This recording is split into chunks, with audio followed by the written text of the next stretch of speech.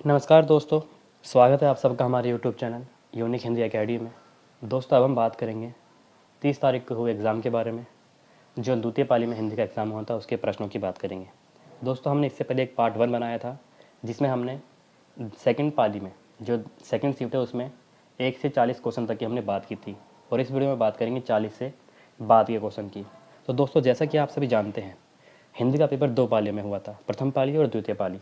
हमने द्वितीय पाली के 70 से ज़्यादा क्वेश्चन के ऊपर बात करने की कही थी। तो दोस्तों, हमने पहली वीडियो में 1 से 40 क्वेश्चन तक की बात कर ली थी। इस वीडियो में हम 40 के बाद की बात करेंगे। तो दोस्तों, वीडियो शुरू करते हैं। अगर आपको वीडियो अच्छी लगे तो आप उसको लाइक करें और चैनल को सब्सक्राइब करें और अपने दोस्तों के साथ ज़रूर साझा करना, ताकि आप एक आंकलन कर सको कि आपके कितने क्वेश्चन सही हो रहे हैं इत्यादि। दोस्तों, एक प्रश्न आया था, स्थापना आई थी, मनुष्य का अस्तित्व ईश्वर के बिना असंभव है, क्योंकि निश्चय ने कहा है ईश्वर मर गया है। अगर आपने इसमें मनुष्य का अस्तित्व ईश्वर के बिना असंभव है तो ये कथन गलत है, क्योंकि निश्चय ने कहा है कि ईश्वर मर गया है। तो इसका पहला सही है, पहला गलत है और दूसरा सही है। तो अगर आपने किया होगा तो आपका आंसर ठीक हो जाएगा। दोस्तों, उसके बाद एक प्रश्न आया था कि हिंद स्वराज किसकी रचना है। तो दोस्तों, महात्मा गांधी की है। महात्मा गांधी की रचना का नाम हिंद स्वराज है। दोस्तों, एक अमीर खुसरो की पहेली पूछी गई थी, मुझे वो पहेली याद नहीं आ रही है। अगर आपको याद आ रही हो तो आप कमेंट करके ज़रूर बताना, ज़रूर बताना। एक क्वेश्चन यहाँ से भी आया था। दोस्तों, ध्रुव स्वामी के कथन आए थे और वो कथन ध्रुव स्वामी के ही थे। एक क्वेश्चन ये भी आया था, अगर आपको याद हो वो कथन क्या थे तो ज़रूर उसको कमेंट करें, हम उसको अगली वीडियो में लेके आएंगे। दोस्तों, एक पंक्ति आई थी जिसमें साटन का अर्थ पूछा गया था, जिसमें दरवाज़ा था, दरवाजे की पट्टी थी और गेहूं के साटन के संदर्भ में कोई एक शब्द था। तो दोस्तों, जो जहाँ तक मुझे लगता है जो गेहूं वाला ऑप्शन था, गेहूं के साथ साटन वाला भी, तो वो आंसर उसका ठीक होएगा। अगर आपने वो लगाया हो तो आपका ठीक हो जाएगा।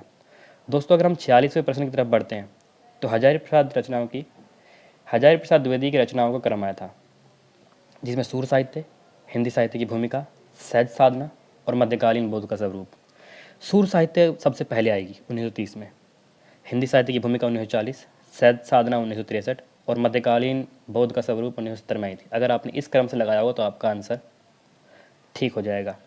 दोस्तों, अगर आपको याद हो तो एक प्रश्न और आया था, हजारी प्रसाद द्विवेदी का कथन आए थे जो रीति काव्य के संदर्भ में थे। अगर आपको कथन याद आ रहे हैं, क्योंकि मुझे तो नहीं याद आ रहे, अगर आपको याद आ रहे हैं तो आप उनको ज़रूर कमेंट करके बताना। ये है दोस्तों। अगर हम उसके बाद बात करें तो एक प्रश्न आया था जो जयशंकर प्रसाद के नाटकों को लेकर आया था, उनको हमें क्रम से लगाना था। उसमें सज्जन था, प्रायश्चित था, राजश्री था और कामना था। तो दोस्तों, इसमें सज्जन सबसे पहले आएगा, प्रायश्चित 1913, राजश्री 1915 और कामना 1925 आया था, कामना 1927।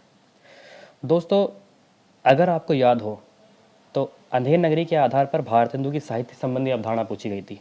साहित्य मनोरंजन के लिए होता है, साहित्य सेठों के लिए होता है, साहित्य शिक्षा देने के लिए होता है और साहित्य की सामाजिक भूमिका होती है।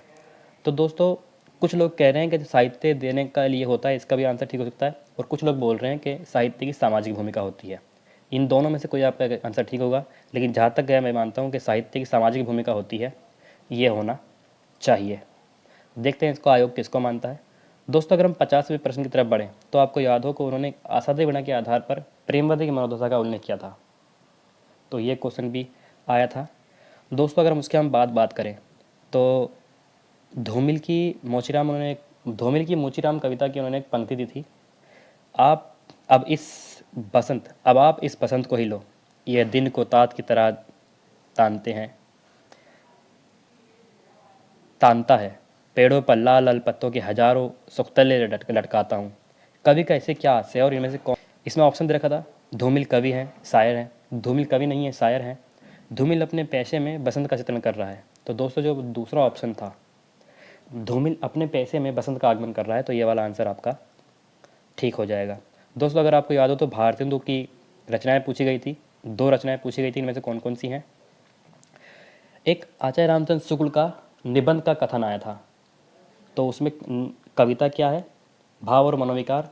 तो दोस्तों, जो कथन था वो भाव और मनोविकार निबंध से लिया गया था। तो ये अगर आपको याद आए तो वो ज़रूर बताएं हमें कमेंट करके। दोस्तों, भक्ति काल की पंक्तियाँ पूछी गई थी मिलान करने के लिए। अगर आपको याद हो तो एक तरफ उन्होंने भक्ति काल के रचनाकार दिए थे और एक तरफ उनकी पंक्तियाँ दी थी, जिसमें जायसी थे, कबीर थे, मीराबाई थी। तो दोस्तों अगर आपने मिलाया हो तो ये वाला क्वेश्चन भी आपका ठीक हो जाएगा। दोस्तों उपन्यासों का क्रम आया था लगाने के लिए, बाणभट्ट की आत्मकथा, मैला आंचल, राग दरबारी, और एक उपन्यास और था जो बाद का उपन्यास माना जाता है। तो दोस्तों अगर आपने इसको लगाया हो तो आपका आंसर ठीक हो जाएगा। बाणभट्ट की आत्मकथा की विशेषता आई थी जिसमें संस्कृति और इतिहास मिलता है हमें, और एक विकल्प और है जो आपका ठीक हो जाना चाहिए। दोस्तों एक उपन्यास मेरे को याद आ रहा है कि एक कथन आया था उपन्यास का भूमिका से, और उसमें पूछा गया था कि ये किस उपन्यास से लिया गया है। तो जहाँ तक मेरा मानना है वो जो कथन आया था वो ज़िंदगी नामक उपन्यास से लिया गया था। अगर आपको याद आ रहा हो तो आप ज़रूर करिए उसका आंसर कमेंट करके हमें बताएं। दोस्तों एक अगर आपको याद हो तो एक स्त्री विमर्श वाला तर्क और स्थापना में क्वेश्चन आया था जिसमें पितृसत्ता को लेकर एक बात कही गई थी।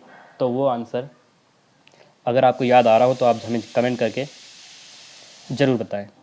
दोस्तों अगर आपको याद हो तो एक कहानी ये भी से भी कथन आया था कि इसमें किस चीज़ की बात की गई है। तो उसमें ये क्वेश्चन अभी आपका याद आ रहा हो तो हमें कमेंट करके ज़रूर बताएं। दोस्तों अगर आपको याद हो तो आयो घोष बड़ा व्यापारी, ये सूरदास की पंक्तियाँ हैं और इसके आधार पर सही कथन पूछे गए थे। तो अगर आपको याद आ रहा हो तो उसका आंसर हमें ज़रूर करके बताएं। एक प्रश्न आया था जो तुलसीदास की रचना है, तुलसीदास की पंक्तियाँ हैं, जैन अमित्र दुख होई दुखारी, तिनहु बिलोकत पातक भारी। इसके आधार पर पूछा गया था कि इनमें से कौन से दो तथ्य ठीक हैं। तो अगर आपने सही से पढ़ा होगा तो आप इसको लगा देंगे। उत्तर आधुनिकता से एक शब्द आया था, तर्क को स्थापना को लेकर आया था जिसमें विखंडनवाद की बात की गई थी। तो वाला प्रश्न भी पूछा गया था। दोस्तों पृथ्वीराज रासो से लेकर 2 प्रश्न पूछे गए थे जिसमें पहला प्रश्न था रोला में छंद को लेकर आया था जिसमें कवित को क्या कहा गया है। अगर आपने वो क्वेश्चन याद हो तो उसमें पूछा गया था कि इसमें कवित को क्या कहा गया है। तो सवेरा कहा गया, रोला कहा गया, छप्पे कहा गया। दोस्तों इसका मुझे ध्यान नहीं आ रहा है, लेकिन जहाँ तक मुझे याद है हजारी प्रसाद द्विवेदी ने एक बात कही थी कि छप्पे उनका निजी छंद है। तो वो छप्पे इसका आंसर होना चाहिए। देखते हैं आयोग किसको मानता है। दोस्तों पंत की परिवर्तन कविता में नायक क्या है? पंत की परिवर्तन में है, नायक है, निर्देशक है, विदूषक है। तो इसका आंसर भी आप हमें कमेंट करके ज़रूर बताएं। अगर हम 65 प्रश्न की तरफ पढ़ें तो पृथ्वीराज रासो मोहम्मद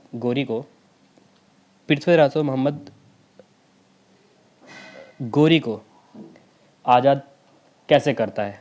तो उनके बीच एक समझौता होता है जिसमें उनको वो कुछ मुद्राएं देते हैं और घोड़े हाथी देते हैं और कुछ बातचीत होती है। तो उसको लेके एक प्रश्न आया था, अगर आपको याद हो तो। एक प्रश्न आया था उर्मिला से संबंधित था।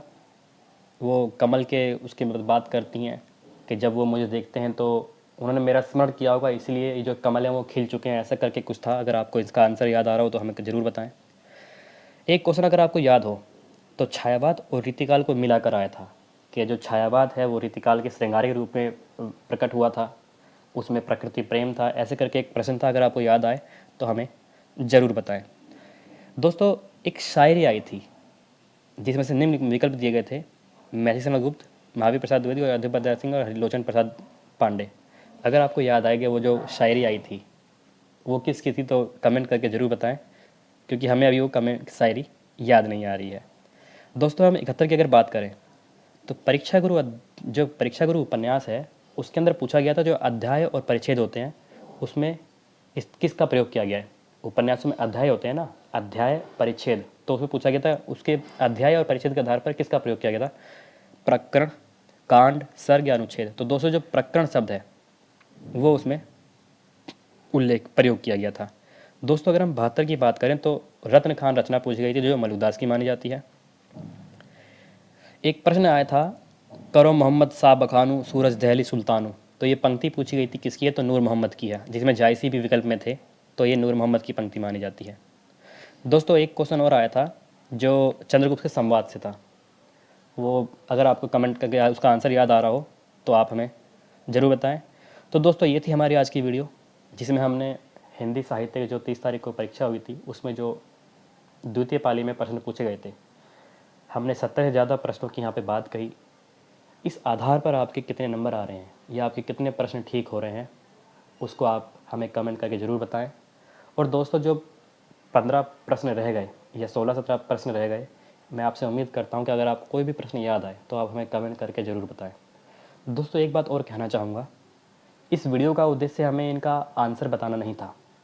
इस वीडियो का उद्देश्य सिर्फ नहीं था कि आपको याद आ जाए कि क्वेश्चन किस प्रकार के आए थे।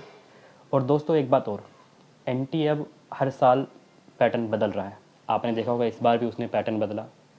वो सिर्फ तथ्यात्मक चीज़ें नहीं पूछ रहा है कि आपने उसकी समरी पढ़ी और आपका नेट जेआरएफ हो जाएगा, नहीं। जब तक आपने उसका पाठ्यक्रम पूरा नहीं पढ़ा होगा, उसका टेक्स्ट या जो पाठ लगा हुआ है पूरा नहीं पढ़ोगे, तब तक आप प्रश्न नहीं कर पाओगे, क्योंकि उसने बहुत अंदर से क्वेश्चन पूछे थे। जैसे अभी मुझे याद आ रहा है, प्रथम पाली में एक प्रश्न पूछा गया था कि इनमें से कौन सी आत्मकथा में भूतिया परिवार का जिक्र किया गया है, जिसमें भूतिया शब्द का प्रयोग है, तो जो मुर्दैया है उसके अंदर इसका उल्लेख किया गया था। दोस्तों ये थी हमारी वीडियो, और हमारे चैनल को सब्सक्राइब करें। Thank you very much. हमारे वीडियो को लाइक करें, चैनल को सब्सक्राइब करें और अपने दोस्तों के साथ ज़रूर साझा करें, क्योंकि तो दोस्तों ये बहुत बड़ी मेहनत थी कि आप 100 प्रश्न में से आप 74 प्रश्न जनता के सामने ला रहे हैं। और